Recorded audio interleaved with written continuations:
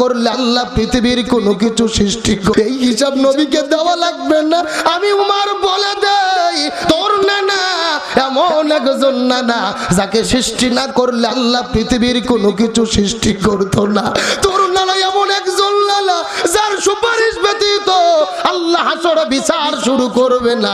তোর নানা এমন একজন নানা যেই নানার সুপারিশ ব্যতীত কেউ জান্নাতে যাইতে পারবে না।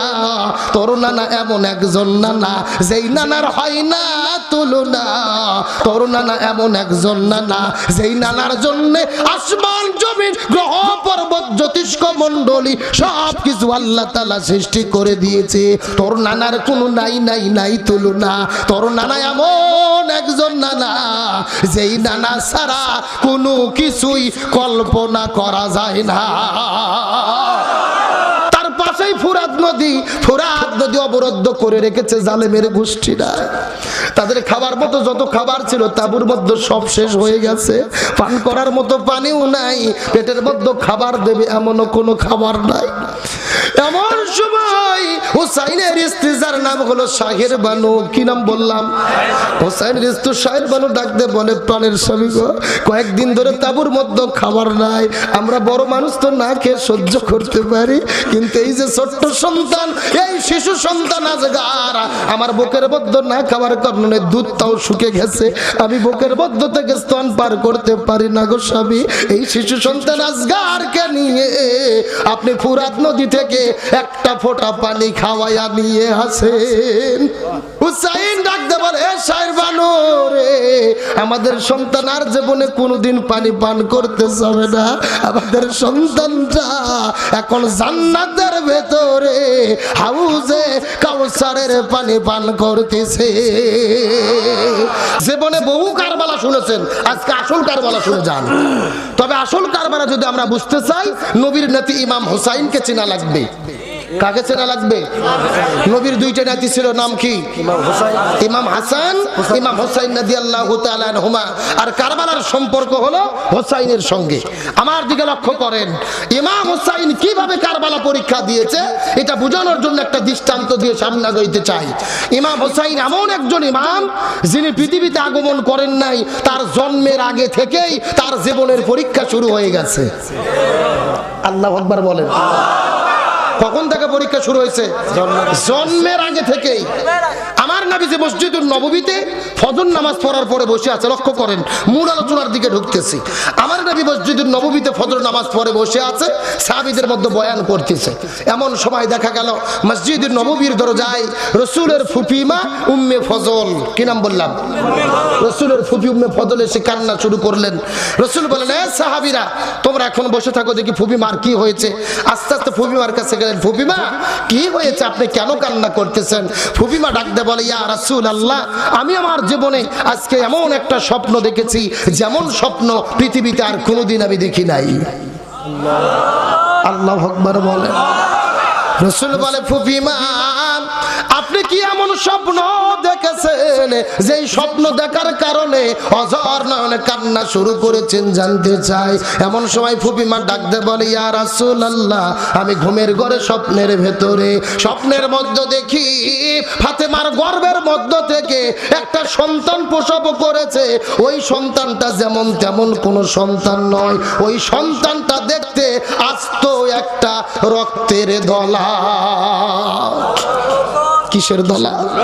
আমি লক্ষ্য করে দেখি, ইয়া রাসূলুল্লাহ, ওই ফাতেমার গর্ভের মধ্য থেকে সন্তানটা বের হয়েছে, সন্তানটা যেন তেন কোনো সন্তান নয়, ওই সন্তানটা দেখতে একমাত্র আস্ত রক্তের দলা। ওই দলার ভেতর থেকে ঝরঝর ঝরঝর করে রক্ত বের হয়ে যায়। আমরা দীর্ঘক্ষণ ধরে চেষ্টা করি, তারপরে রক্তগুলো বন্ধ করতে পারি না। ইয়া রাসূলুল্লাহ, এইরকম দেখতে দেখতে হঠাৎ করে ঘুম ভেঙে গেল। ইয়া রাসূলুল্লাহ, আপনার কাছে জানতে চাই, যায় এই স্বপ্নের ব্যাখ্যাটা কি হবে।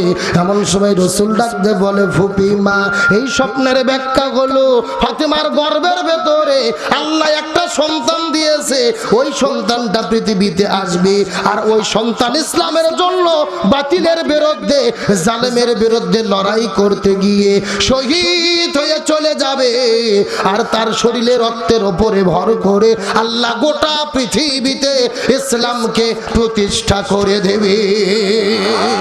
লিল্লাহি তাকবীর। ফাতেমার গর্ভের মধ্যে একটা সন্তান আছে, ওই সন্তানটা পৃথিবীতে আগমন করবে আর সে ইসলামের জন্য শহীদ হয়ে চলে যাবে, তার রক্তের উপরে ভর করে এই পৃথিবীতে ইসলামকে প্রতিষ্ঠা করে দেবে কে? এই ঘটনাটি তখন ঘটতেছে যখন পর্যন্ত ইমাম হোসাইনের জন্ম, কথা বলেন, জন্ম, সে কোথায় আছে? তার মায়ের পেটের ভেতর। আমার ভাইরা কথাগুলো সুন্দর করে বোঝার চেষ্টা করবেন। এই সমস্ত ঘটনা বলা আমার উদ্দেশ্য না, আমি আপনাদেরকে নিয়ে আসল কারবালার ইমানের পরীক্ষায় নিয়ে যাব। তবে এই কয়েকটা কথা না শুনলে কারবালা বুঝতে পারবেন না। ইমানের পরীক্ষা কাকে বলে? আমার নবীজি, আমার নবীজি ইমাম হোসেনকে কতটা ভালোবেসেছে বোঝার চেষ্টা করেন। আমার নবীজি মসজিদুল নববীর ভেতরে বসে আছে, এমন সময় হোসেনকে লক্ষ্য করে দেখা যায় একবার কাদের উপরে লাফ দিয়ে সরে, আবার মাথার উপরে লাফ দিয়ে সরে টুপিটা খুলে ফেলে। এমন সময় লক্ষ্য করে দেখা যায় ওই মসজিদুল নববীর ভেতরে হযরত আবু বকর প্রবেশ করেছে। আবু বকর প্রবেশ করার পরে ডাকতে বলে, ইয়া রাসূলুল্লাহ, এই দৃশ্যটা এত বেশি সুন্দর লাগতেছে, আমার মনে হয় আপনি শুধু বিশ্ব নবী নয়, আপনি হলেন বিশ্বের সর্বশ্রেষ্ঠ নানা। আপনি শুধু বিশ্ব নবী নয়, বিশ্বের সর্বশ্রেষ্ঠ। এই কথা বলার পরে কিছুক্ষণ হযরত উমর ফারুক কিছুক্ষণ পরে মসজিদুল নববীতে প্রবেশ করেছে। বলেন উমর ফারুকের রাগ কম না বেশি? আরো জোরে বলেন। হযরত উমর ফারুক লক্ষ্য করে দেখি হোসাইন নবীর ঘাড়ের উপরে লাফ দিয়ে সরে মাথার মধ্য থেকে টুপি খুলে ফেলে দেয়। হোসাইন ডাকতে বলে, আবু বকর ভাই রে, এই হোসাইনটা বড় বেয়াদব হয়ে গেছে, হোসাইনটা বড় বেয়াদব হয়ে গেছে। আবু বকর বলে, এ উমর, একবার তুমি যেই কথা বলেছো দুইবার তুমি এমন কথা বলতে পারবে না। উমর ফারুক ডাকতে বলে, আবু বকর তুমি নরম মানুষ, কিন্তু হঠাৎ করে গরম হলে কেন? আবু বকর বলে, উমর আমি গরম হওয়ার কারণ হলো, তোমাকে প্রশ্ন করি বলো তো দেখি, তুমি কত বছর বয়সে ইসলাম ধর্ম গ্রহণ করেছো? আবু বকর বলে, আমি 27 বছর বয়সে। হযরত উমর বলে, আমি 27 বছর বয়সে ইসলাম ধর্ম গ্রহণ করেছি। আবু বকর বলে, আমি 32 বছর বয়সে ইসলাম ধর্ম গ্রহণ করেছি। এখন তোমাকে জিজ্ঞাসা করে বলো তে উমর, তুমি 27 বছর বয়সের আগে কি ছিলে? উমর ফারুক ডাকতে বলে, আমি 27 বছর বয়সের আগে কাফের ছিলাম। কি ছিলাম? আমি 27 বছর বয়সের আগে কাফের ছিলাম। নবীকে দ্বীনের দাওয়াত দিতে গিয়ে আমি মসজিদে চলে গেছি, আমি নবীকে হত্যা করতে গিয়েছিলাম, কিন্তু হত্যা করতে যাওয়ার পরে আমি নবীর কণ্ঠে তিলাওয়াত শোনার পরে আমি ইসলাম ধর্ম গ্রহণ করেছি। কথা বলে না, কথা বলে। আমার ভাই আমার কথা শুনেন। হযরত উমর ফারুক ডাকতে বলে, আবু বকর রে, আমি নবীকে হত্যা করতে গিয়েছিলাম, কিন্তু যাওয়ার পরে কোরআন পড়ে ইসলাম ধর্ম গ্রহণ করেছি। আমি 27 বছর পর্যন্ত কাফের ছিলাম। আবু বকর বলে, উমর তুমি 27 বছর কাফের ছিলে, আমিও 32 বছর কাফের ছিলাম, কিন্তু যেই হোসাইনকে নবীর কাঁধে দেখতেছো, এই হোসাইন কখনো কাফের ছিল না। সে জন্মসূত্রে ইসলাম এবং মুসলমান জান্নাতি যুবক হয়ে জন্মগ্রহণ করেছে। কথাগুলো মনোযোগ দিয়ে বোঝার চেষ্টা করবেন। এই সমস্ত কথার দ্বারা কি বোঝা যায়? হোসাইনের সম্মান কম না বেশি? গুরুত্ব কম না বেশি? এই হোসাইন আর হযরত উমর ফারুকের ছেলে, যার নাম হলো আব্দুল্লাহ, জোরে বলেন নাম কি? এই আব্দুল্লাহ আর হোসাইন একই ক্লাসে পড়াশোনা করে। হোসাইন বারবার পকেট থেকে কলমটা বের করে ফেলে দেয়, আব্দুল্লাহকে বলে কলমটা উঠাইয়া দাও। আব্দুল্লাহ কলমটা উঠাইয়া দেয়, হোসাইন আবার কলমটা ফেলে দেয়। এইরকম বারবার ফেলে দেওয়ার পরে এখন আপনাদের জিজ্ঞাসা করি, বলেন তো ছোট্ট বাচ্চাদেরকে একই কাজ বারবার করতে বললে রাগ করে কি করে না? হোসেন যখন বারবার কলম ফেলে দিয়েছে, আব্দুল্লাহ ডাকতে বলে, হুসাইন রে তুমি কি আমাকে চাকর পাইছো নাকি? বারবার বারবার কেন কলম ফেলে দাও? হুসাইন ডাক দিয়ে বলে, আব্দুল্লাহ রে তুমি শুধু চাকর নয়, তুমি হলে চাকরের বাচ্চা। চাকর কিসের বাচ্চা? এতক্ষণ পর্যন্ত গাল কিন্তু নিজেকে শুধু লেগেছে, কিন্তু এখন যে গালি দিয়েছে কোন পর্যন্ত গেছে? বাপ পর্যন্ত। কোন পর্যন্ত গেছে? চাকরের বাচ্চা চাকর, মানে তুইও চাকর, তোর বাপও। এই কথা শোনার পরে আব্দুল্লাহ মনটা খারাপ করে। সেই সময়ের তার বাবা হলো অর্ধ পৃথিবীর খলিফা হযরত ওমর ফারুক। আব্দুল্লাহ হলো ওই সময় রাষ্ট্রপতির সন্তান।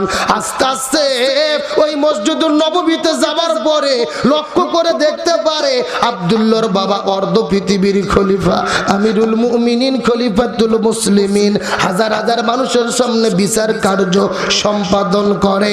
এমন সময় আব্দুল্লাহ বলে, বাবা আমি আপনার ছেলে আব্দুল্লাহ, এই হিসেবে আপনার কাছে কোনো বিচার নিয়ে আসি নাই বাবা। এই দেশের আমি একটা সাধারণ নাগরিক হিসেবে আমি আপনার কাছে একটা বিচার দিতে এসেছি, এই বিচারটা করে দিতে হবে। হযরত ওমর ফারুক ডাক দিয়ে বলে, আব্দুল্লাহ রে তুই ছোট্ট মানুষ, আবার কিসের বিচার আমার কাছে এনেছিস? আমি হলাম এই জামানার খলিফা, ইসলামী খেলাফত প্রতিষ্ঠিত আছে, সেই খেলাফতের আমি হলাম খলিফা। আর ইসলামী খেলাফত যখন থাকে সেই জায়গায় বিচারের মধ্যে কোনো দুর্নীতি হবে না। একটা ভ্যান আলাও যেই বিচার পাবে, আর একটা হেলিকপ্টারের পাইলটও সেই বিচার পাবে। আমার কথাকে বুঝেছেন? ইসলামী খেলাফত যখন থাকবে, একটা সাধারণ মানুষও যে অধিকার পাবে, রাষ্ট্রপতিও সেই অধিকার। কিন্তু বর্তমানে বাংলাদেশের অবস্থা কি? বাংলাদেশের বিচারের অবস্থা কি? বাংলাদেশের বিচারের অবস্থা কি? আপনি যদি সরকারি লোক হন, আপনার যদি মামু থাকে, খালু থাকে, তাহলে আপনার বিচার আছে। আর যদি বিরোধী দল হন, তাহলেই আপনার খবর আছে। কথা বলে। এই জন্য হযরত ওমর ফারুক ডাক দিয়ে বলে, আব্দুল্লাহ রে এমন কথা কেন বললি?